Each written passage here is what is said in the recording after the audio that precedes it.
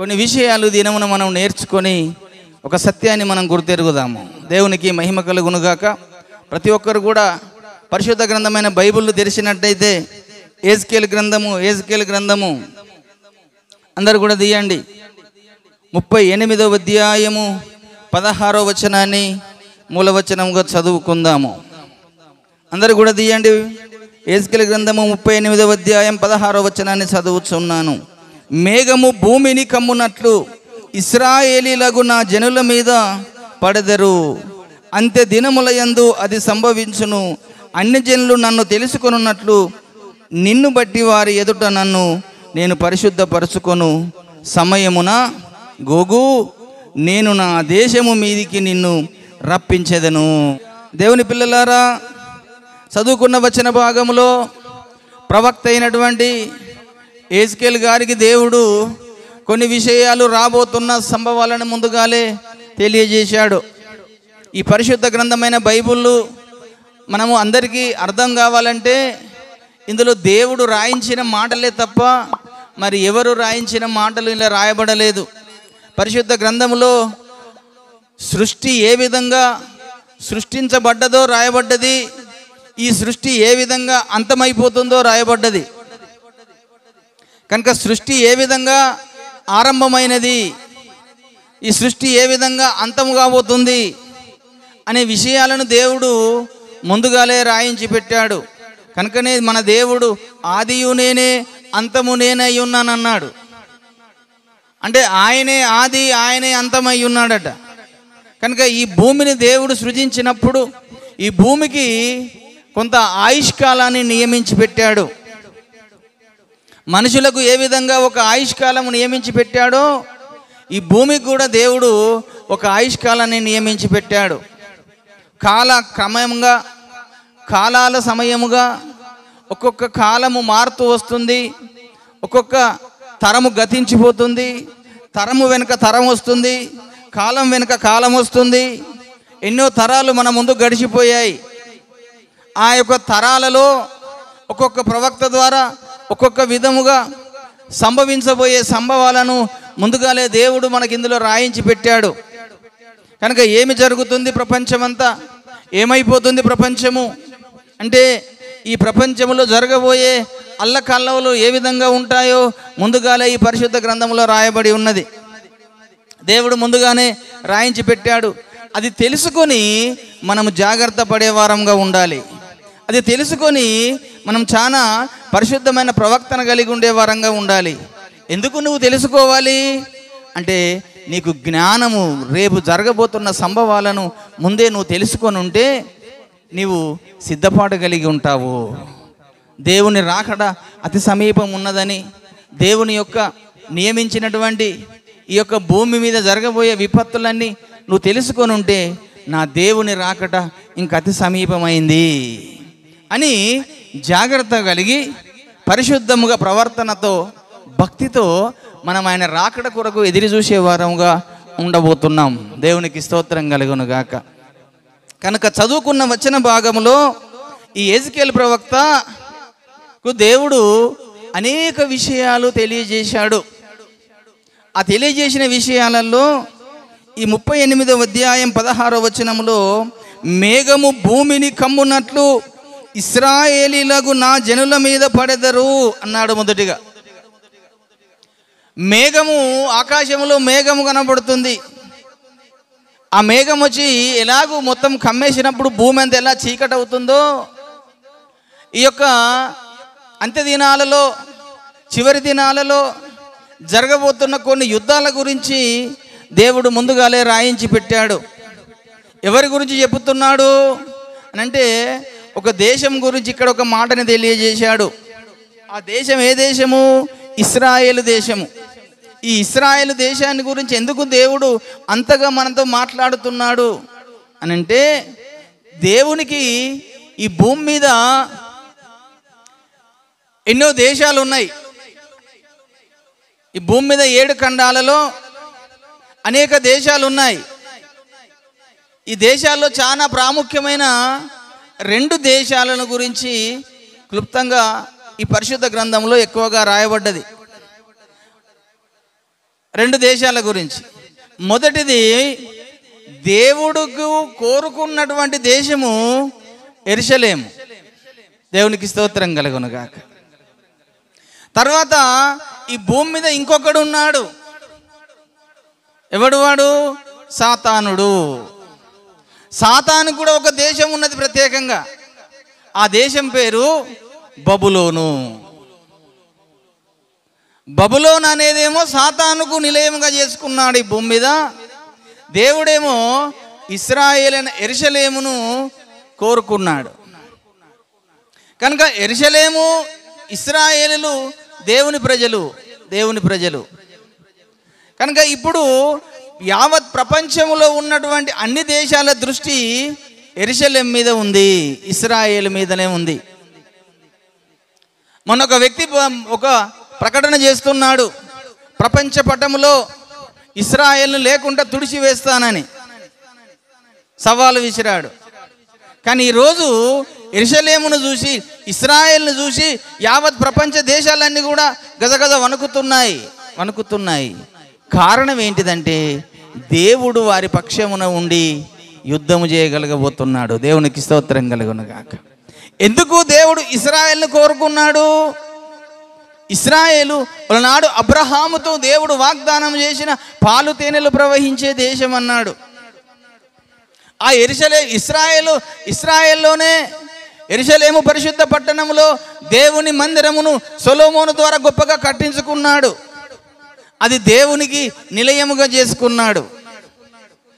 కనుక మొన్న ప్రపంచంలో ఎన్నో యుద్ధాలు జరుగుతున్నాయి, ఎన్నో విపత్తులు జరుగుతున్నాయి. మొన్న మనం అనేక చూస్తున్నాము, అనేక యుద్ధాలు జరుగుతూ వస్తున్నాయి. రష్యాకు యుక్రెయిన్కు యుద్ధం జరిగింది. మొన్న సిరియా లిబియాకు యుద్ధం జరిగింది. ఇప్పుడు భయంకరమైన యుద్ధము మళ్ళీ ఒకటి జరగడానికి ప్రపంచ దేశాలన్నీ కూడా యుద్ధ సన్నద్ధులై ప్రపంచమంతా యెరూషలేములో మీదికి యుద్ధానికి వెళ్ళాలన్నటువంటి ఒక ఉక్రోషంతో, క్రోధముతో యెరూషలేము మీదికి దాడి చేయాలి, ఇశ్రాయేలును లేకుండా చేయాలని ప్రపంచ దేశాలన్నీ కూడా ఒక పన్నాగంతో ఉన్నాయి. కారణం ఏమిటి అంటే దేవుడు రేపు కోరుకున్న పట్టణమే లేకుండా చేస్తే ఇంకా రేపు దేవుడు వచ్చి ఆ పట్టణంలో ఉండి రాజ్య పరిపాలన చేయడు అని దుష్టుని యొక్క ఆలోచన, సాతాను యొక్క ఆలోచన. కనుక ఆ యెరూషలేము అనేది లేకుండా చేస్తే ఇంకా రేపు యేసయ్య భూమి మీదకి వచ్చినప్పుడు ఆ ఏ పట్టణం మీద కూర్చొని రాజ్యాధికారం చేస్తాడు? దేవుడు కోరుకున్న పట్టణమే భూమి మీద లేకుండా పోతే ఆయన ఎక్కడుండి రాజ్య పరిపాలన చేస్తాడు అన్న ఉద్దేశంతో సాతానుడు అనేక దేశాలను రేపుతున్నాడు యెరూషలేము మీదికి. ఈరోజు మనం 3-4 రోజుల పండి చూస్తున్నాము, యెరూషలేములో ఇశ్రాయేలు దేశం మీదికి అనేక బాంబుల వర్షము పడుతుంది, బాంబుల వర్షము కుమ్మరిస్తున్నారు. ఆ తర్వాత ఇశ్రాయేలు కూడా అనేక దేశాల మీదకి వాళ్ళు కూడా యుద్ధ విమానాలను పంపుతున్నారు, యుద్ధాలు జరుగుతున్నాయి, బాంబులు వేస్తున్నారు. ప్రచండమైనటువంటి భీకర యుద్ధము, 3వ ప్రపంచ యుద్ధము రాబోతుందన్న విధానంలో ప్రజలందరూ భయపడుతున్నారు, అన్ని దేశాలు భయపడుతున్నాయి. అలాగూ జరుగుతుందని దేవుడు ముందుగాలే ఈ పరిశుద్ధ గ్రంథములో రాయించి పెట్టాడు. కనుకనే ఆ మాటని మనం చదువుకున్నట్టయితే, ఇశ్రాయేలీలకు నా జనుల మీద పడెదరు, అంత్య దినముల యందు అది సంభవించును. అన్య జనులు నన్ను తెలుసుకున్నట్లు నిన్ను బట్టి వారి ఎదుట నన్ను నేను పరిశుద్ధపరచుకొందును. సమయమున గోగు నేను నా దేశము మీదికి నిన్ను రప్పించేదను అన్నాడు. ఇక్కడ గోగు అనే దేశముతో మాట్లాడుతున్నాడు. అనేక దేశాల గురించి ఈ యెహెజ్కేలు గ్రంథము 38, 39లో చాలా విషయాలు రాయించి పెట్టాడు. ఇప్పుడు యెరూషలేము ఒక పక్క అయితే ఇస్రాయేళ్లకు అమెరికా సపోర్ట్ చేస్తుందన్నాడు. ఆ తర్వాత పక్కపొంటి దేశమైనటువంటి ఇరాన్కు రష్యా దేశం సపోర్ట్ చేస్తుంది. అంటే రష్యా ఇప్పుడు ముస్లింల పక్షమున ఉండి యెరూషలేముతో యుద్ధం చేయాలని చూస్తుంది. అమెరికనేమో ఇస్రాయేళ్లకు నేను సపోర్టుగా ఉంటానని అమెరికా అధ్యక్షుడు జో బైడెన్ గారు ప్రకటించారు. కానీ ఎట్టకేలకు దేవుడు తన పట్టణాన్ని తను కాపాడుకుంటూ వస్తాడు. దేవునికి స్తోత్రం కలుగునుగాక.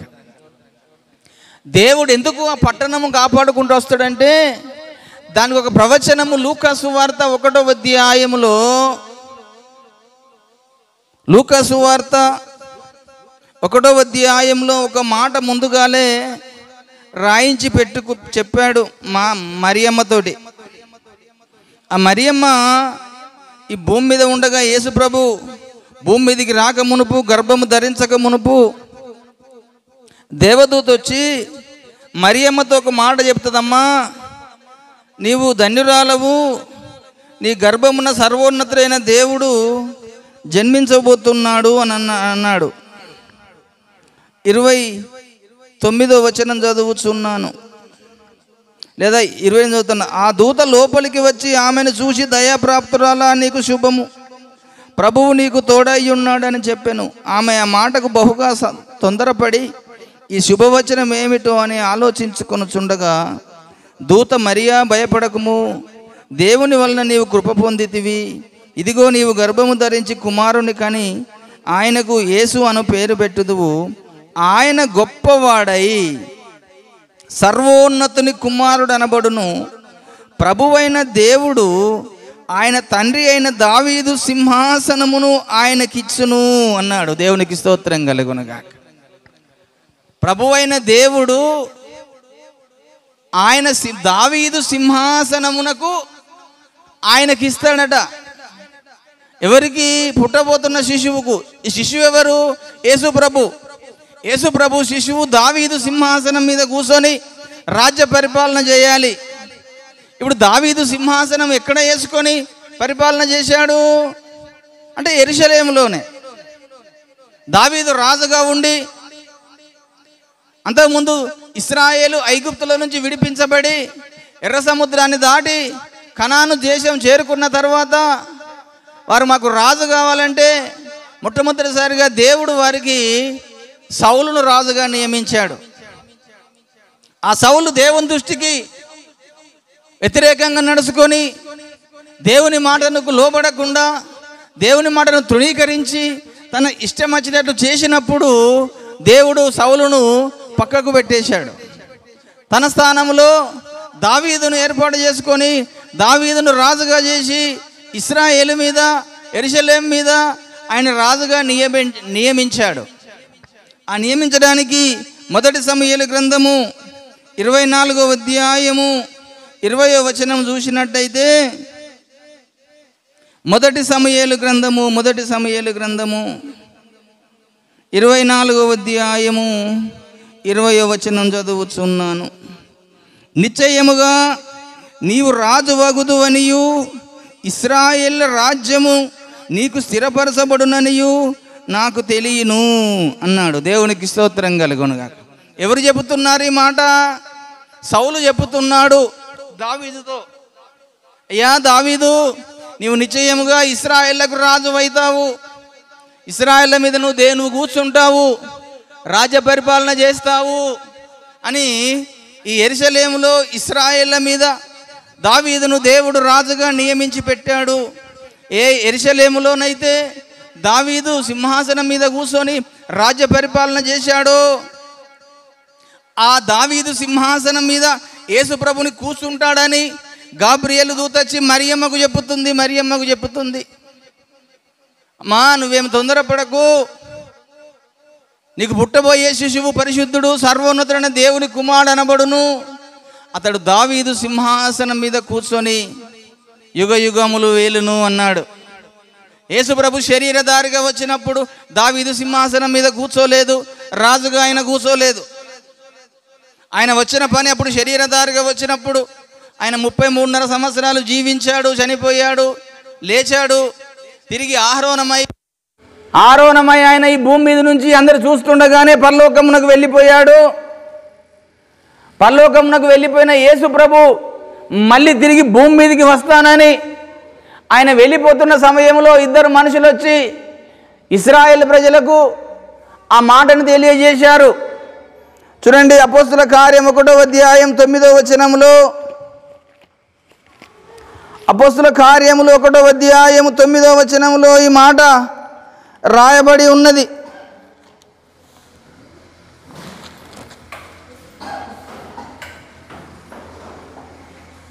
ఈ మాటలు చెప్పి వారు చూచుచుండగా ఆయన ఆరోహణమాయెను. అప్పుడు వారి కన్నులకు కనబడకుండా ఒక మేఘము ఆయన కొనిపోయెను. ఆయన వెళ్ళుచుండగా వారు ఆకాశం వైపు తేరి చూచుచుండిరి. ఇదిగో తెల్లని వస్త్రములు ధరించుకొనిన 2 మనుషులు వారి యొద్ద నిలిచి, గలిలయ మనుషులారా, మీరెందుకు నిలిచి ఆకాశం వైపు చూచుచున్నారు? మీ యొద్ద నుండి పరలోకమునకు చేర్చుకోబడిన ఈ యేసే ఏ రీతిగా పరలోకమునకు వెళ్ళుట మీరు చూసితిరో ఆ రీతిగానే ఆయన తిరిగి వచ్చునని వారితో చెప్పిరి. దేవునికి స్తోత్రం కలుగునుగాక. ఆయన ఈ లోకానికి వచ్చి వెళ్ళిపోయి అందరు చూస్తుండగానే వెళ్ళిపోయాడు. అప్పుడు 2 మనుషులు కనబడి, గలిలయ మనుషులారా, మీరెందుకు ఆకాశం వైపు తేరి చూస్తున్నారు? మీ యొద్ద నుండి పరలోకమునకు చేర్చుకోబడిన ఈ యేసు ఏ రీతిగా మీరు పరలోకమునకు వెళ్ళుట మీరు చూసితిరో అదే రీతిగా ఆయన తిరిగి వస్తాడు అని మనకు ఒక శుభవచనాన్ని తెలియజేశాడు. అప్పటి నుంచి ఆరంభమైంది అంత్యదినము. అంత్యకాలం అప్పటి నుంచి ఆరంభమైనది. అప్పటి నుంచి సంఘం ఎదిరి చూస్తుంది. నా దేవుడు మళ్ళీ భూమి మీదకి వస్తానన్నాడు, యేసయ్య మళ్ళీ భూమి మీదకి వస్తానన్నాడు కనుక మేమందరము యేసయ్య వచ్చినప్పుడు ఎదుర్కోవాలి అన్న ఉద్దేశంతో సంఘమంతా ఆయన రాకడ కొరకు ఎదిరి చూస్తున్న సందర్భంలో ఆయన వచ్చే సమయం శిష్యులు భూమి మీద ఏకాంతంగా యేసు ప్రభుని అడిగినప్పుడు, నా రాకడకు ముందు అనేకులైన అబద్ధ క్రీస్తులు వస్తారు, మీరు మోసపోకండి, యుద్ధాలు జరుగుతాయి, కరువులు వస్తాయి, భూకంపాలు జరుగుతాయి, జనం మీదికి జనం లేస్తుంది, రాజ్యం మీదికి రాజ్యం లేస్తుంది అని కొన్ని సూచనలు ఆయన తెలియజేశాడు. ముందుగాలు భూమి మీద ఉండగానే ఆయన చెప్పినట్టుగానే ఇప్పుడు జరుగుతున్న సూచనలు అవి జరుగుతూనే ఉన్నాయి. ఎక్కడ చూసినా భూకంపాలు కలుగుతున్నాయి, యుద్ధాలు జరుగుతున్నాయి. ఈ యుద్ధాల వల్ల కరువులు రాబోతున్నాయి. ఆ కరువులతో పాటు ఇంకా ప్రాణ నష్టము ఎక్కువగా జరిగే పరిస్థితి ఎదురవుతుంది. దాన్ని బట్టి కరువులు వస్తాయి. ఈ కరువులు, భూకంపాలు, యుద్ధాలు జరిగిన దాన్ని బట్టి మనుషులకు ఆహారం లేక అలమటిస్తారు. కరువు అనేది బీభత్సవంగా రాబోతుంది. ఒక దేశం మీద ఒక దేశం బాంబుల వర్షం కురిపించుకుంటే ఆ దేశంలో ఉన్నది ఏమి లేకుండా సర్వనాశనం అయిపోతుంది. కనుక ఆకాశంలో నుంచి అగ్ని కూడా కురిపిస్తానన్నాడు. చూడండి, ఇదే మనం చదువుకున్న 38వ అధ్యాయంలో 20వ వచనం చదువుతున్నాను. యేస్కేలు గ్రంథము 38:20వ వచనం. సముద్రపు చేపలను, ఆకాశ పక్షులను, భూజంతువులను, భూమి మీద ఉన్న ప్రాకు పురుగులన్నీ భూమి మీద నుండవు. నరులందరూ నాకు భయపడి వణుకుదురు. పర్వతములు నాశనమగును, కొండపేటలు పడును, గోడలన్నీ నేలపడును. నా పర్వతములన్నింటిలో అతని మీదికి ఖడ్గము రప్పించేదను. ప్రతివాని ఖడ్గము వాని సహోదరుని మీద పడును. ఇదే ప్రభువగు యెహోవా వాక్కు. తెగులు పంపి హత్య కలుగజేసి అతని మీదను, అతని సైన్యపు వారి మీదను, అతనితో కూడిన జనముల అనేకముల మీదను ప్రళయమైన వానను, పెద్ద వడగండ్లను, అగ్ని గంధకములను కురిపించి నేను అతనితో వ్యాజ్యమాడుదును. దేవునికి స్తోత్రం కలుగునుగాక. భయంకరమైనటువంటి విపత్తులు ఇంకా జరగబోతున్నాయి. వడగండ్లు కురవబోతున్నాయి. ఇంకా రకరకాల తెగుళ్ళు రాబోతున్నాయి. భూమి మీద మానవ జాతి అంతా అల్లకల్లోలం కాబోతుంది. ప్రపంచమంతా అల్లకల్లోలం కాబోతుంది. పర్వతములన్నీ కూలిపోతాయట, కొండలన్నీ లేకుండా పోతాయట. ఒక్కొక్క దేశం మీద బాంబులు వేస్తుంటే ఇప్పుడే అంతే చెల్లా చెదరైపోతున్నాయి. పర్వతములన్నీ దద్దరిల్లుతున్నాయి, కొండలన్నీ కూలిపోతున్నాయి. వాటి శబ్దాలకు జంతువులు, పక్షులు అన్నీ ఏమి లేకుండా సర్వనాశనం అయిపోతున్నాయి. కనుక ఇవన్నీ ఎందుకు జరుగుతున్నాయి అంటే దేవుని రాకడ అతి సమీపమవుతుంది. యేసయ్య రాకడకు అతి సమీపమవుతుంది. కనుక ఈరోజు ప్రపంచంలో ఉన్న అన్ని దేశాలకెల్లా 4 అగ్రదేశాలు చాలా ప్రాముఖ్యమైనవి. అందులో మొదటిది ప్రపంచాన్ని ఈరోజు శాసిస్తున్న దేశము అమెరికా దేశం, రెండవది రష్యా దేశము, మూడవది జపాను, నాలుగవది జర్మనీ. ఈ 4 ప్రపంచంలో అగ్రదేశాలుగా ఉన్నాయి. ఈ అగ్రదేశాలు కాస్త పతనమైపోతాయి రేపటి దినాలలో. అన్ని మనం న్యూస్లో చూడబోతాం. కావాలంటే మీరు చూడండి, ప్రపంచ దేశాలు పతనమైపోయే కాలం రాబోతుంది. ఎందుకంటే దేవుడు రాయించి పెట్టాడు ఇందులో. రోషు అన్నాడు. రోషు అంటే రష్యా, తుబాలు తుర్కీ, గోమేరు అంటే జర్మనీ, జపాను అంటే ఇలాగూ ఆ దేశాల పేర్లు ఎందుకు రాయించి పెట్టాడంటే ఈ దేశాలు పతనమైపోతే ప్రపంచాన్ని పరిపాలించే ఒక రాజు మళ్ళీ రావాలి భూమి మీదికి. ఈ ప్రపంచాన్ని పరిపాలించే రాజు రావడం కొరకు ఇవన్నీ జరగడానికి ఒక విపత్తు జరిగితేనే ప్రపంచాన్ని పరిపాలించే రాజు ఒక వ్యక్తి రాబోతున్నాడు. అప్పుడు ప్రపంచమంతా ఒకటే కరెన్సీ ఉంటుంది, ఒకటే డబ్బు ఉంటుంది. ఎందుకు ఆలోచన చేస్తారు ఐక్యరాజ్య సమితి అని అంటే ఈరోజు భారతదేశంలో ఉన్నటువంటి మనము రూపాయలు అంటున్నాం, వేరే దేశంలో కరెన్సీ అంటున్నారు, ఇంకొకడ డాలరు అంటున్నారు. రకరకాలుగా ఈ యొక్క దేశంలో ఉన్నటువంటి వారి ఆర్థిక సంబంధమైన డబ్బు వేరువేరుగా ఉన్నది కనుక దాన్ని దోచుకోవాలి, దాన్ని మేము ప్రపంచంలో నేనే గొప్పవాడిని అనిపించుకోవాలన్న ఉద్దేశంతో ఒక దేశం మీదకి ఒక దేశము యుద్ధానికి వెళుతుంది. కానీ రేపు ప్రపంచమంతా ఒకటే డబ్బు వచ్చింది అనుకోండి, ఇంకా ఏ యుద్ధము జరగదు. ప్రపంచమంతా ఒకటే మార్కెటింగ్ ఉన్నదనుకోండి, ఇంకెలాంటి భేదాలు ఉండయి అనుకుంటూ ప్రపంచంలో ఉన్నటువంటి ఐక్యరాజ్య సమితి అంతా ఒక తీర్మానం చేయబోతుంది. అయ్యా ఇక మనకు ఈ యుద్ధాలొద్దు, ఇదంతా మనకు ఏదొద్దు.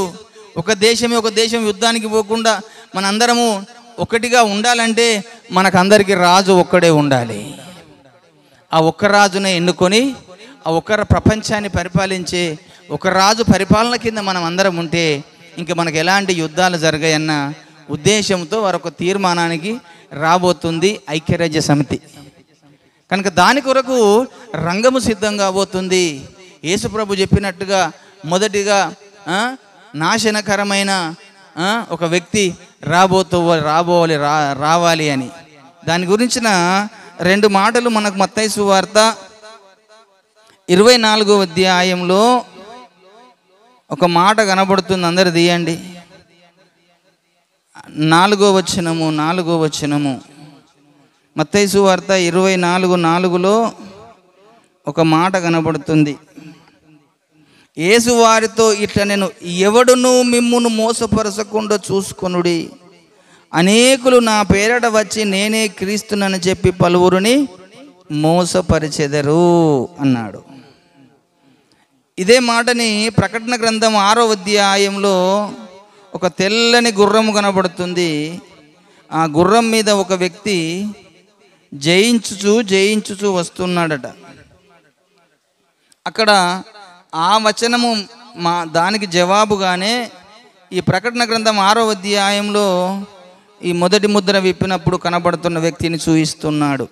ఆ గొర్రెపిల్ల 7 ముద్రల్లో మొదటి దానిని విప్పినప్పుడు నేను చూడగా ఆ 4 జీవుల్లో ఒకటి రమ్ము అని ఉరుము వంటి స్వరముతో చెప్పుట వింటిని. మరియు నేను చూడగా ఇదిగో ఒక తెల్లని గుర్రము కనబడెను. దాని మీద ఒకడు విల్లు పట్టుకొని కూర్చుండి ఉండెను. అతనికి ఒక కిరీటం ఇయ్యబడెను. అతడు జయించుటకు బయలు వెళ్ళెను అన్నాడు. కిరీటము అనగానే అధికారము. ఈ అబద్ధ ప్రపంచాన్ని పరిపాలించే రాజు మొదటిగా రావాలి. ఆ రావడం కొరకే ఈరోజు యుద్ధాలు జరుగుతున్నాయి ప్రపంచమంతా. ఈ ప్రపంచమంతా యుద్ధాలు జరగకపోతే ఈ రాజు రావడానికి ఆస్కారం లేదు. కనుక గోగు దేశము ఇస్రాయేల్ మీదకి వస్తుంది, మాగోగు వస్తుంది, తర్వాత తుబాలు వస్తుంది, గోమేరు వస్తుంది, రోషు వస్తుంది. ఎట్టకేలకు ఈరోజు ముస్లిం కంట్రీస్లన్నిటిలోకెల్లా చాలా ఇస్రాయేల్ మీదకి యుద్ధానికి వెళ్ళాలని అరబ్ కంట్రీస్ అన్నీ ఒక తీర్మానం చేసుకొని ఉన్నాయి. అందులో ఈ యెరూషలేమును లేకుండా చేయాలి అని ఒక కుయుక్తి కలిగి ఈరోజు ప్రపంచమంతా ఒక యుద్ధ వాతావరణము నెలకొల్పబడుతుంది.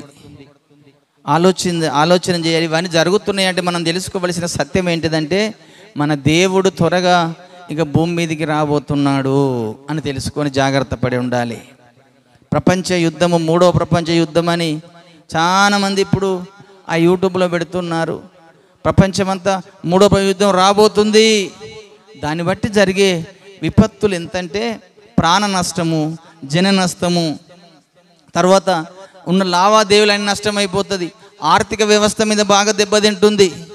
ఒక దేశం కొద్ది బాంబులు వేసుకున్న కొద్దీ వారికి ఉన్నటువంటి సంపద అంతా పోతుంది. అప్పుడు ప్రపంచంలో ఉన్న ప్రజలందరూ ఆకటికి అలమటించి కరువులు రాబోతాయి. రెండవది కనుకనే రెండవది కరువులు అన్నాడు. మూడవది భూకంపములు అన్నాడు. భూకంపములు కూడా జరగబోతున్నాయి. మొన్నటికి మొన్న ఒక దేశంలో భూకంపం వచ్చింది, జపాన్లో 7.1గా వచ్చింది. ఎన్నో భూకంపాలు అక్కడ మనకు కనబడుతున్నాయి. కారణాలు ఏంటి అంటే దేవుని రాకడ అతి సమీపమవుతుంది. దేవుని సంఘం ఈరోజు తెలుసుకోవలసిన అత్యవసర సందేశం ఏంటిదంటే దేవుని రాకడ కొరకు సంఘము సిద్ధపాటు కలిగి ఉండాలి. సార్వత్రిక సంఘము, ప్రపంచంలో ఉన్న దేవుడు స్వరక్తం ఇచ్చి సంపాదించిన సంఘమంతా యేసయ్య రాకడ కోసము సిద్ధపాటు కలిగి ఉండాలి. ఆయన వస్తున్నాడంటే మనం ఎంతో పరిశుద్ధంగా జాగ్రత్త కలిగి ఆయన రాకడ కొరకు ఎదురు చూసే విధంగా సంఘం ఉండాలి. ఎన్నో విపత్తులు జరగబోతున్నాయి. కరువులు రాబోతున్నాయి. అంతేకాకుండా తెగుళ్ళు రాబోతున్నాయి. మొన్న ఒక తెగులు వచ్చింది మనకు, కరోనా అనేది. అది శాంపిల్ మాత్రమే. అంతకంటే భయంకరమైన తెగుళ్ళు కూడా రాబోతున్నాయి. మళ్ళీ ఆ తెగుళ్ళను దేవుడే పంపించబోతున్నాడు. మిడతలు రాబోతున్నాయి. ఒక్కొక్క బూర ఊదినప్పుడు సంభవాలు జరగబోతున్నాయి. మొదటి బూర ఊదినప్పుడు పచ్చగడ్డ అంతా కూడా లేకుండా కాలిపోతుందట భూమి మీద 3వ భాగం. రెండవ బూర ఊదినప్పుడు సముద్రములలో ఉన్నటువంటి నీరన్నీ చేదైపోతాయట. 3వ బూర ఊదినప్పుడు నదులలో ఉన్న నీరంతా చేదైపోతుంది. 4వ బూర ఊదినప్పుడు సూర్యచంద్ర నక్షత్రాల్లో చీకటి గమ్మేస్తుంది. 5వ బూర ఊదినప్పుడు మిడతలు బయటకు వస్తాయి. ప్రజలని ఆ మిడతలు కుడతాయి, ఆ తెగుళ్ళు కుడతాయట. అప్పుడు మనుషులు చావడానికి సిద్ధపడ్డప్పటికీ మనుషులకు మరణం రాకుండా దేవుడు ఆ దినాలలో ఆ మరణాన్ని ఆపేస్తాడు. ఎంత భయంకరంగా ఉంటుందంటే ఆ బాధ. ఒక మనిషిని తేలు కుడితే ఎంత బాధ తట్టుకోలేక మనం మొత్తుకుంటామో అంత బాధతో ఆ మిడతలు బయటకు వచ్చి కుడతాయి. అవి కుడుతూనే ఉంటాయి. ఇప్పుడు కుట్టి మళ్ళీ పోయేది కాదు, కొద్దిసేపటికి ఇప్పుడు కుడుతుంది, మళ్ళీ పోతుంది, మళ్ళీ వచ్చి మళ్ళీ కుడుతా అంటది. మనుషుడు ఆ బాధ తట్టుకోలేక నేను చావడానికంచి సిద్ధమని చెప్పి పోయి కరెంటు పట్టుకుంటాడు, విషము తాగుతాడు, ట్రైన్ కింద పోయి పడతాడు. ఎక్కడ పడ్డా వానికి మరణం రాకుండా దేవుడు ఆ దినాలలో మరణాన్ని నిలిపివేస్తాడట. ఎందుకు? జనులు నన్ను గురించి తెలుసుకోవాలి, నేనంటే ఏందో తెలుసుకోవాలి ప్రజలు, నా రక్షణ అంటే ఏందో తెలుసుకోవాలి ప్రజలు అన్న ఉద్దేశంతో దేవుడు ఆ దినాలలో అలాంటి ఒక తెగులు పంపించి మనుషులను ఇబ్బందికి పాలు చేస్తాడట. ఇప్పుడు మనుషులు దేవుడు అంటే లెక్క చేయకపోతున్నాడు, కాదర లేకుండా పోతుంది కదా. దేవుడు అంటే భయం లేకుండా పోతున్నారు, ఇష్టం వచ్చినట్టుగా జీవిస్తున్నారు, ఇష్టం వచ్చినట్టుగా బ్రతుకుతున్నారు. దేవుని ఉగ్రత, దేవుని కోపము మనుషుల మీదికి రాబోతుంది. అది ఎంత భయంకరంగా ఉంటుందో ప్రకటన గ్రంథంలో చూడండి. అదే 9వ అధ్యాయంలో ఆ మాటని మీకు గుర్తు చేద్దాం అనుకుంటున్నాను. చూడండి, ప్రకటన గ్రంథం 9వ అధ్యాయంలో ఆ భయంకరమైన మహా పరిస్థితి ఎదురవుతుంది. 9వ అధ్యాయం 1వ వచనం. 5వ దూత బూర ఊదినప్పుడు ఆకాశం నుండి భూమి మీద రాలిన ఒక నక్షత్రమును చూచి తిని, అగాధం యొక్క తాళపు చెవి అతనికి ఇయ్యబడెను. అతడు అగాధము తెరవగా పెద్ద కొలిమిలో నుండి లేచు పొగ వంటి పొగ అగాధములో నుండి లేచెను. అగాధములోని పొగ చేత సూర్యుని వాయుమండలమును చీకటి కమ్మెను. ఆ పొగలో నుండి మిడతలు భూమి మీదికి వచ్చెను. భూమిలో ఉండు తేళ్లకు బలము ఉన్నట్లు వాటికి బలము ఇయ్యబడెను. మరియు నొసళ్ళ యందు దేవుని ముద్ర లేని మనుషులకే తప్ప భూమిపైనున్న గడ్డికైనను ఏ మొక్కకైనను మరి ఏ వృక్షమునకైనను హాని కలుగ చేయకూడదని వాటికి ఆజ్ఞ ఇయ్యబడెను. మరియు వారిని సంపుటకు అధికారం ఇయ్యబడలేదు, కానీ 5 నెలల వరకు బాధించుటకు వాటికి అధికారం ఇయ్యబడెను. వాటి వలన కలుగు బాధ తేలు మనుషుని కుట్టినప్పుడుండు బాధ వలె ఉండును. ఆ దినములలో మనుషులు మరణమును వెతుకుదురు గాని అది వారికి దొరకదు. చావవలనని ఆశపడుదురు గాని మరణము వారి యొద్ద నుండి పారిపోవును. దేవునికి స్తోత్రం కలుగును గాక. అలాంటి భయంకరమైన పరిస్థితి భూమి మీదికి రాబోతుంది. దేవుణ్ణి ఇప్పుడు చాలా మంది దూషిస్తున్నారు. యేసయ్య అంటే చులకన చూస్తున్నారు. యేసు ప్రభునంటే మా దేవుడు కాదు, అది వేరే దేవుడు, వేరే దేశస్తుల దేవుడు. ఎక్కువగా యేసయ్యని దూషించే విధానంలో అది అమెరికాని దేవుడు అంట. ఏమన్నామా ఆలోచన చేస్తే మనుషులకు ఇంకిత జ్ఞానము రాను జ్ఞానం అట మోకాళ్ళలోకి వస్తుందంట. ఇక్కడ దేవుడు అనే వ్యక్తి అమెరికాకి ఒక దేవుడు ఉంటాడు, రష్యాకు ఒక దేవుడు ఉంటాడు, భారతదేశానికి ఒక దేవుడు ఉంటాడు. అంటే దేశానికి ఒక దేవుడు ఉంటాడా? దేవుడు అనే వ్యక్తి భూమి ఆకాశములకు ఒక్కడే దేవుడు. దేవునికి స్తోత్రం కలుగును గాక. ప్రపంచములను నిర్మించిన దేవుడు ఒక్కడే, మానవులను సృజించిన దేవుడు ఒక్కడే. ఆ ఒక్క దేవుడే మానవులను సృజించాడు. ఆ దేవుడు సృజిస్తేనే నువ్వు భూమి మీదకి వచ్చావు. ఆ సంగతి నీకు తెలియక నువ్వు దేవుణ్ణి ఈరోజు దూషిస్తున్నారు చాలా మంది. రేపు ఉంటుంది నీకు ఆయన ఉగ్రత వచ్చినప్పుడు, ఆ తెగుళ్లను పంపించినప్పుడు, ఆ మిడతలచ్చి కుడుతున్నప్పుడు నీ నొసట దేవుని ముద్ర ఉంటే అవి నిన్ను కుట్టకుండా పారిపోతాయి. నీ నొసట దేవుని ముద్ర లేకపోతే అవి నిన్ను కుడుతుంటే నువ్వు చావడానికి ఎంత పరిగెత్తినా నీకు మరణం రాదు, నీకు చావు రాదు. ఈరోజు చాలా మంది చులకనగా మాట్లాడుతున్నారు. దేవుని కోపము మానవుల మీద రగులుకోబోతుంది. దేవుడు ఒకప్పుడు ప్రేమ స్వరూపిగా ఈ లోకానికి వచ్చి తన ప్రాణాన్ని ధారపోశాడు మానవ రక్షణార్థమై. మనుషులు రక్షించబడాలని తన ప్రాణాన్ని ధారపోసి తన రక్తాన్ని చిందించి ఎంత కొడుతున్నా, తన్నుతున్నా, హింసిస్తున్నా ఏమాత్రం మౌనంగా ఉండి ఆ చనిపోయి ఆయన లేచి వెళ్ళిపోయాడు.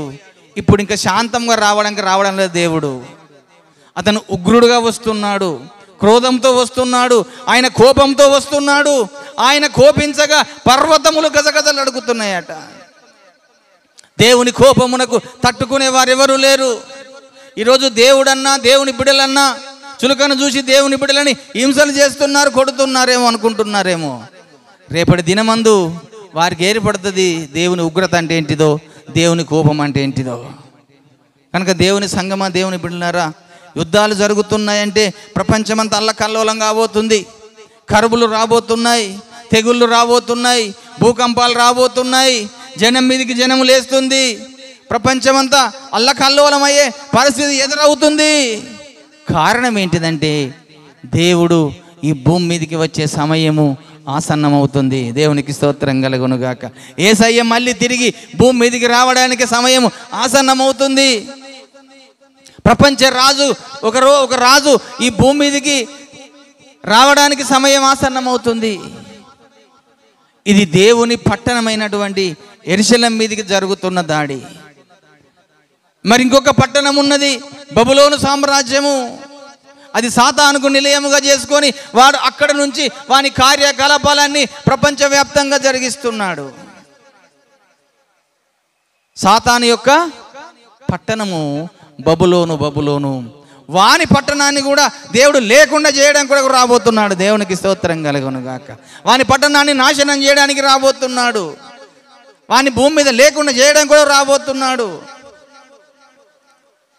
ప్రకటన గ్రంథం 18వ అధ్యాయంలో ఆ పట్టణం గురించి మాట్లాడుతూ దేవుడు చెబుతున్న మాట చూడండి.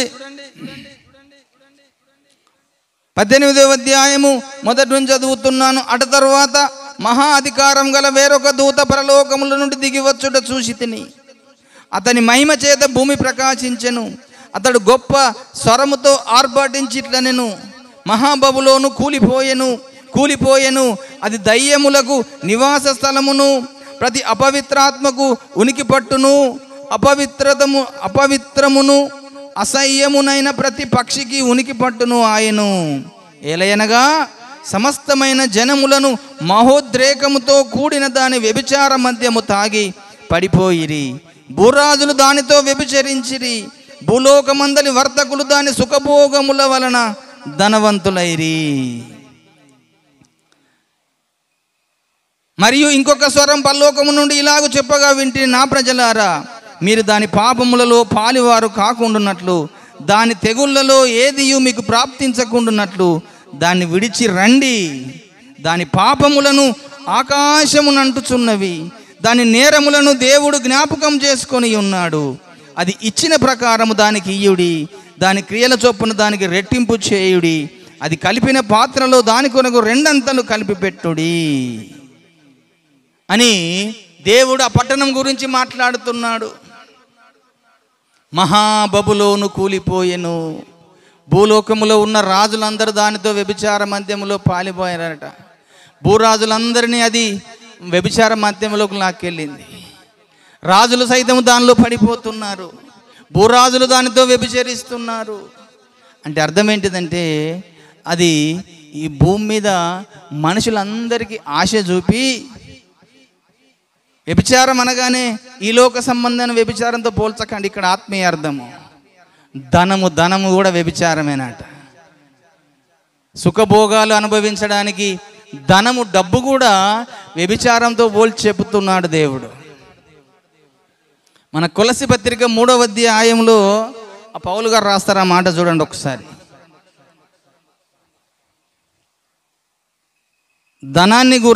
ధనమును కూడా వ్యభిచారంతో పోల్చి చెబుతున్నాడు. కొలసి పత్రిక 3వ అధ్యాయము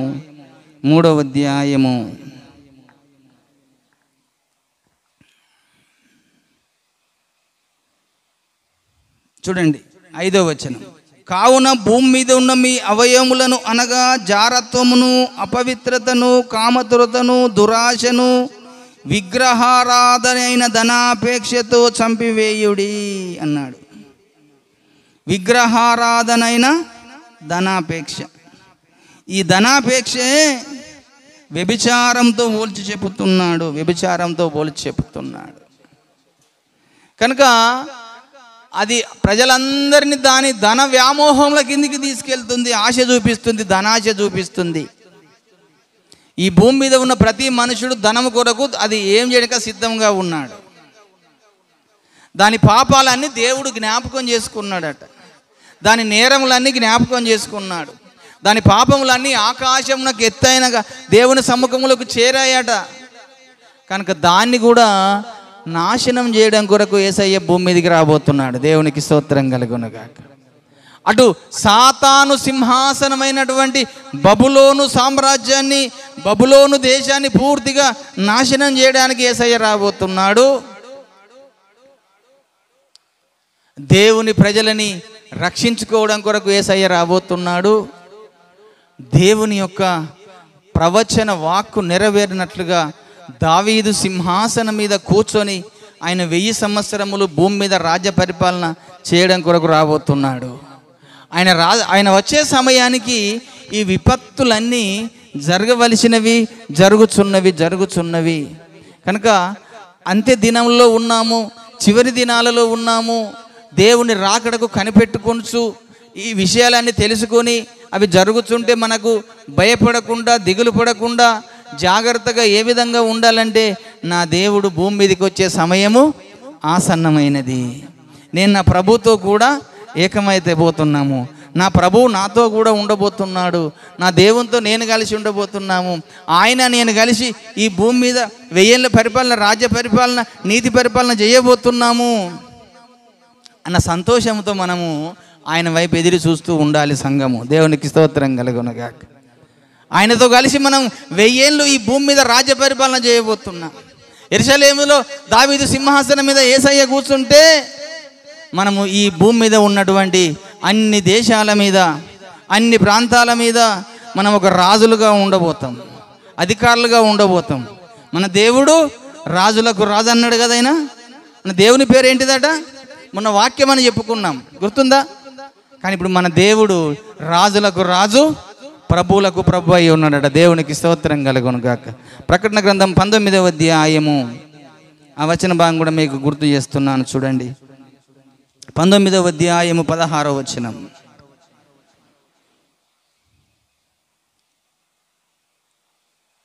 రాజులకు రాజును ప్రభువులకు ప్రభును అను నామము ఆయన వస్త్రము మీదను తొడ మీదను వ్రాయబడి ఉన్నది. చూశారండి, మన దేవునికి పేరేంటిది? రాజులకు రాజు, ప్రభువులకు ప్రభు. అందుకని ఆయన ఈ లోకంలో ఉండగా పిలాతు ఒకరోజు ప్రశ్న అడిగాడు యేసయ్యని, ఆయన అప్పగించబోయే సమయానికి, నీవు రాజువా అన్నాడు. అప్పుడు యేసయ్య ఏమన్నాడు? అవును, నీవన్నట్టు నేను రాజునే అన్నాడు. నీ రాజ్యం ఎక్కడా అన్నాడు. నా రాజ్యం ఇహ సంబంధమైనది కాదు అన్నాడు. ఆ మాట గుర్తుందా మీకు? యోహాను సువార్త 18వ అధ్యాయము 35వ వచనం చూడండి ఒకసారి. యోహాను సువార్త 18వ అధ్యాయము 35వ వచనము తీశారండి. పిలాతు మీద చదువుతున్నాను. యేసు, నీ అంతటా నీవే ఈ మాట అనుచున్నావా, లేక ఇతరులు నిన్ను గురించి ఇది చెప్పితిరా అని అడిగాను. అందుకు పిలాతు, నేను యూదుడనేమి, నీ సజ్జనులను ప్రధాన యాజకులు నిన్ను నాకు అప్పగించిరి కదా, నీవేమి చేసితివని అడగగా, యేసు, నా రాజ్యము. ఇప్పుడు 33 చూడండి. పిలాతు తిరిగి అధికార మందిరంలో ప్రవేశించి యేసును పిలిపించి, యూదుల రాజువు నీవేనా అని ఆయన అడగగా అన్నాడు.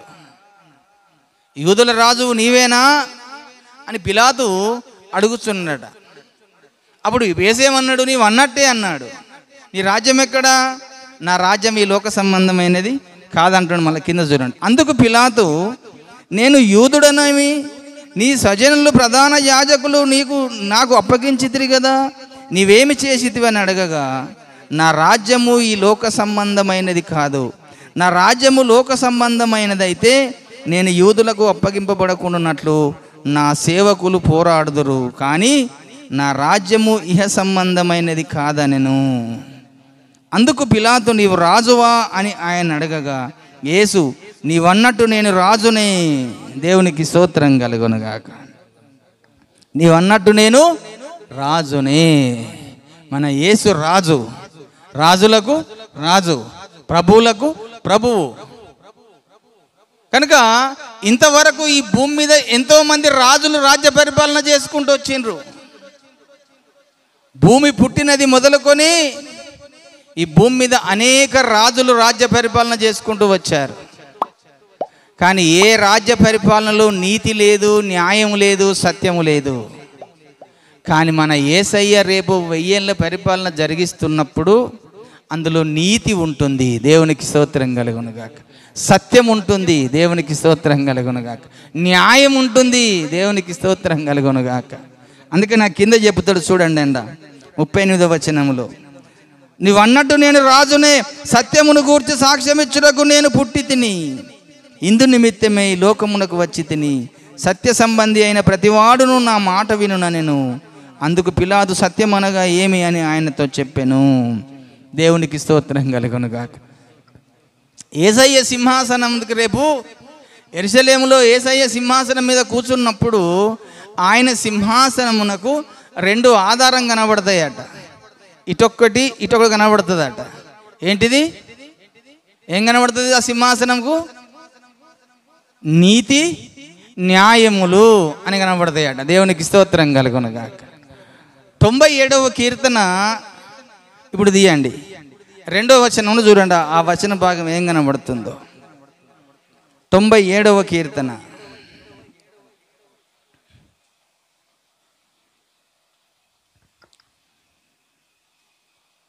2వ వచనం. మేఘాంధకారములు ఆయన చుట్టూ నుండును, నీతి న్యాయములు ఆయన సింహాసనమునకు ఆధారము, అగ్ని ఆయనకు ముందు నడుచుచున్నది. దేవునికి స్తోత్రం కలుగును గాక. యేసయ్య సింహాసనానికి ఆధారం ఏంటిదట? నీతి న్యాయములు. ఆయన దగ్గర మాత్రమే నీతి ఉన్నది, ఆయన దగ్గర మాత్రమే న్యాయం ఉన్నది. ఆ నీతి పరిపాలన, న్యాయ పరిపాలన రేపు యేసయ్య భూమి మీదకి వచ్చి 1000 ఏళ్ళు జరిగించబోతాడు. ఆ పరిపాలనలో మనం అందరము ఉండబోతున్నాం. ఆ పరిపాలన జరగాలంటే ఈ భూమి మీద కొన్ని విపత్తులు, ఇప్పుడున్న ప్రపంచాలు అనేక దేశాల్లో యుద్ధాలు జరిగి, కరువులు వచ్చి, భూకంపాలు వచ్చి, జనం మీదకి జనము, రాజ్యం మీదకి రాజ్యం లేచి, దశరాజ్య కూటమి ఏర్పాటు చేయబడి ప్రపంచ రాజుగా వచ్చి, ప్రపంచంలో ఒకటే డబ్బు, ఒకటే కరెన్సీ, ఒకటే ఆర్థిక వ్యవస్థ, ఒకటే న్యాయశాస్త్రం, అన్ని రకాలుగా ప్రపంచమంతా ఒకటే అయిపోవాలి. అప్పుడు ప్రపంచంలోకి కూడా మరొక రాజు అబద్ధ క్రీస్తు రావాలి. వాడొచ్చి ఒక ప్రతిమను పెట్టాలి, ఆ ప్రతిమకు మొక్కుమని నమస్కారం చేయమని చెప్తాడు. అన్నాడు దానియేలు కాలంలో ఏదైతే ప్రతిమకు మొక్కుమని చెప్పినట్టుగా ఆడు కూడా అబద్ధ ఆ ప్రతిమకు నమస్కారం చేయకపోతే వాడు చెరసాల్లో వేస్తాడట. లేదా ముద్రన్న వేయించుకొని 666 ముద్ర తీసుకొచ్చి పెడతా అంటాడు. అటు ముద్రన్న వేయించుకో, ఇటు ప్రతిమకను నమస్కారం చేయమని ప్రజలను, దేవుని పిల్లలను హింస చేస్తాడు ఈ అబద్ధ క్రీస్తు. ఆ హింసలో తట్టుకున్నవాడే అసలైన క్రైస్తవుడు. దేవునికి స్తోత్రం కలుగునుగా. ఇప్పుడు జరుగుతున్నవి చిన్న చిన్న శ్రమలు, ఇవి అసలు శ్రమలే లెక్కలోకి రాదు. ఆ హింసలు తట్టుకొని నిలబడ్డ వారికే దేవుని రాజ్యం ఎదుట సింహాసనం మీద కూర్చొనే ధన్యత మనకు ప్రభువు కలిగిస్తాడు. ఇప్పుడు గింతంత శ్రమ రాగానే నన్ను కొడుతున్నారు, హింస చేస్తున్నారు, నన్ను బాధపడుతున్నాను అనుకుంటాము. ఇది ఎంత విధమైన శ్రమ కాదు, కష్టం కాదు. ఇది ప్రాణాలు సైతం అలనాడు దేవుని కొరకు దారబోసిన భక్తులు మన ముందు ఉన్నారు. నీతి తప్పలేదు, వాళ్ళు న్యాయం తప్పలేదు, యథార్థత తప్పలేదు. రేపు అబద్ధ క్రీస్తు వచ్చి అదే చేయబోతున్నాడు. మొక్కుతావా ఆ ప్రతిమకు నమస్కారం చేయి, లేదంటవా ముద్ర వేయించుకో అంటాడు. ముందును చూస్తే నుయ్యి, వెనకపోతే గొయ్యన్న శాస్త్రం క్రైస్తవులకు రేపు రాబోతుంది. మనం ఎదిరి చూడవలసింది ఈ భూమి మీద ఉండే మనుషుడు ఏదో ఒకరోజు తప్పకుండా చనిపోతాం. ఆ చనిపోయే ముందు క్రీస్తులో ఉండి న్యాయంగా, నీతిగా బ్రతికి, సత్యంగా బ్రతికి, దేవుని కొరకు బ్రతికి చనిపోతే దేవుని సింహాసనం మీద మనం కూర్చుండే ధన్యత కలిగి ఉంటామట. దేవునికి స్తోత్రం కలుగును గాక. కనుక ప్రభు అదే చెప్తాడు చూడండి. ప్రకటన గ్రంథం 20వ అధ్యాయంలో ప్రకటన గ్రంథము 3వ అధ్యాయం 20వ వచనం. 3వ అధ్యాయం 20వ వచనంలో ఆ మాట చదువుచున్నాను చూడండి. ఇదిగో నేను తలుపు నొద్ద నిలుచుండి తట్టుచున్నాను. ఎవడైనా నా స్వరం విని తలుపు తీసిన ఎడల నేను అతని యొద్దకు వచ్చి అతనితో నాతో అతడు భోజనము చేయము. నేను జయించి నా తండ్రితో కూడా ఆయన సింహాసనం నందు కూర్చుండి ఉన్న ప్రకారము జయించు వానిని నాతో కూడా నా సింహాసనం నందు కూర్చుండనిచ్చేదను. దేవునికి స్తోత్రం కలుగును గాక. నాతో పాటు నా సింహాసనం మీద కూర్చుండనిస్తాను అన్నాడు ప్రభు. అది మనకు కావాలి ఆశ క్రైస్తవునికి. నేను అన్నిటిని ఇక్కడ జయించి, నా దేవుడు సమస్తాన్ని జయించి ఏ విధంగా పోయి తన తండ్రి సింహాసనం మీద కూర్చున్నాడో ప్రతి క్రైస్తవుడు కూడా నేను కూడా అన్నిటిని జయిస్తాను. ఈ లోకంలో ఎన్ని శ్రమలైనా, ఎన్ని బాధలైనా, ఎన్ని ఇబ్బందులైనా, నా ప్రాణము సైతం పోయినా సరే నేను దేనికి లొంగను, దేనికి అన్ని నిలబడతాను. నేను అన్నిటిని జయించి నా తండ్రి సింహాసనం మీద కూర్చోవాలి నేను అనుకునే క్రైస్తవుడు అసలైన క్రైస్తవుడు. దేవునికి స్తోత్రం కలుగును గాక. దాని కొరకు భక్తి చేయండి. పిరికితనము కలిగిన వారు దేవుని రాజ్యానికి వారసులు కానేరట. పిరికి వారుగా ఉండకూడదు క్రైస్తవులంటే. మన దేవుడు ధైర్యం కలిగిన దేవుడు, మన దేవుడు మరణము లేని దేవుడు, మరణమును జయించిన దేవుడు. మనము కూడా మరణము లేదు, మనము కూడా మనతో దేవునితో పాటు యుగ యుగాలు జీవిస్తాం. దేని కొరకు భయపడవలసిన అవసరమే లేదు. ప్రపంచ రాజు వచ్చి, అబద్ధ క్రీస్తు వచ్చి ఎన్ని రకాల నిందలు పెట్టినా, హింసలు చేసినా, చెరసాల్లో వేసినా, మనల్ని సైతం కొట్టి చంపినా సరే నా దేవుడే నాకు ప్రాముఖ్యమనే నిలబడే భక్తులే అసలైన భక్తులు. దాని కొరకు మనం భక్తి చేయాల్సిన వారంగా ఉండాలి. దేవుని సింహాసనం మీద కూర్చుంటానా, నేను నా తండ్రి కుడి పార్శ్వమున కూర్చుంటాను, యేసయ్య పక్కలో కూర్చుంటాననే వారే అసలైన భక్తిపరుడు. మన గురి అక్కడికి ఉండాలి. శ్రమలు వస్తూనే ఉంటాయి. కాలాల పరిధి దేవుడు పెట్టిన ప్రతి పని, చెప్పిన ప్రతి వచనము నెరవేర్చబడుతుంది. గ్రంథంలో రాయబడ్డది. అవి జరుగుతూనే ఉంటాయి. జరగనియండి. కేవలం ఇప్పుడు సంఘం చేయవలసిన ప్రార్థన ఏంటిదంటే, ప్రభువా నువ్వు త్వరగా రాబోతున్నావయ్యా, నన్ను పరిశుద్ధుడిగా ఉంచు, నన్ను పరిశుద్ధురాలుగా ఉంచు, ఈ పాపము నాకు అంటకుండా నన్ను కాపాడు.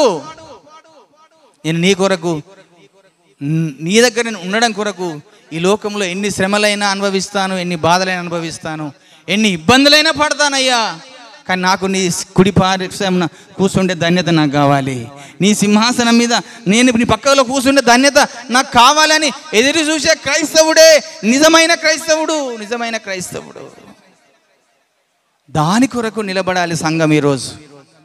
దాని కొరకు నిలబడి, దేవుని పక్షమున నిలబడి, సాతానుతో యుద్ధము చేసి, పోరాటము చేసి వాడిని జయించాలి సంఘం అంటే. ఇప్పుడు చిన్న గొడవలకే బాగా భయపడుతున్నారు ఈరోజు చాలా మంది. ఆ పాస్టర్ని కొడుతున్నారు, ఈ పాస్టర్ని కొడుతున్నారు అంటే భయపడుతున్నారు. పాస్టర్ని కొట్టడం కాదు బాబు, రేపు సంఘాల మీదకి వచ్చి దాడులు చేస్తారు, ఇళ్ళ మీదకి వచ్చి దాడులు చేస్తారు. అయినా మనం చేయవలసింది ఏంటిది? ప్రార్థన. దేవునికి స్తోత్రం కలుగునుగా. సింహాల బోన్లో దానియేలు లేచిండు, ఏమైంది? అగ్నిగుండంలో చిత్రవిషయం వేసిండు, ఏమైంది? వారికి ఏమన్నా హాని జరిగిందా? ఏమీ హాని జరగలేదు. ఒకవేళ మనం ఆ రీతిగా పోవాలనుకుంటే పోతాము, దేవునికి స్తోత్రం అనుకోలు ఉండాలి. అంతకైనా కానీ క్రైస్తవుడు అంటే నేను తెగించేవాడు. ఈరోజు ప్రపంచంలో ఉన్న క్రైస్తవులందరూ అలాగూ తెగిస్తే ఒక్కడు కూడా భూమి మీద నిలవలేడు అసలు. కనుక దేవుని సంఘము ఎదురు చూడవలసింది. ఈ యుద్ధాలు జరుగుతున్నాయి, కరువులు వస్తున్నాయి, భూకంపాలు వస్తున్నాయి అని దాని కొరకు మనకు దిగులే లేదు. అవి జరుగుతాయని దేవుడు ముందుగానే చెప్పాడు. కనుక అవి జరుగుతున్నాయి. ఏం భయపడకుండా, దిగులు పడకుండా మనం తెలుసుకోవలసిన సత్యం ఏంటిదంటే, నా దేవుడు వస్తున్నాడు, నేను ఆయన కొరకు సిద్ధపడగలిగి, పరిశుద్ధత కలిగి జీవించి, నా జీవితాన్ని నా దేవునికి, ఈ లోకాన్ని విడిచిన తర్వాత నా తండ్రి కుడి పార్శ్వమున నేను కూర్చుండే యోగ్యత సంపాదించుకోవాలి. యెరూషలేములో యేసయ్య కూర్చుండే సింహాసనం మీద కూర్చుండే ఆయన లెక్క మనం కూడా ఏదో ఒక దేశం మీద రాజుగా కూర్చుండే అన్నటువంటి సింహాసనం మీద కూర్చునే ధన్యత సంపాదించుకోవాలి. మన దేవుడు రాజులకు రాజు గనుక ఆ రాజు పక్కన మనం కూడా రాజుల వలె కూర్చోవాలి అన్నటువంటి విధానంలో భక్తి జీవితాన్ని కొనసాగించుకుంటే నీ భక్తి దేవుడు మెచ్చే విధంగా ఉంటుంది.